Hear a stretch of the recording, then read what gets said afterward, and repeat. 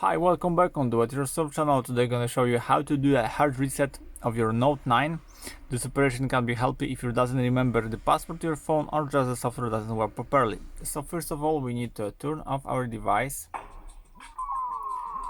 If not, but in the newest version of Android, you can turn off permanently phone by clicking volume down and power button together. Then do the combination key which been volume up, Bixby and power button together, 3 keys, phone vibrate, release power button, still holding volume up and Bixby. That's it, release all the buttons, go down to choice wipe data factory reset here, accept by power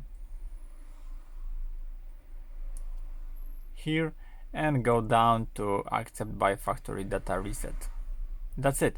Then phone gonna be format all the data from your phone and reset all the passwords, and it's been cleared like the new phone from the shop. After that you can reboot system now by clicking here, and that's it for now. I hope the video is helpful for you. If yes, you can leave like, leave comment and leave subscribe, and see you by next video. Hey!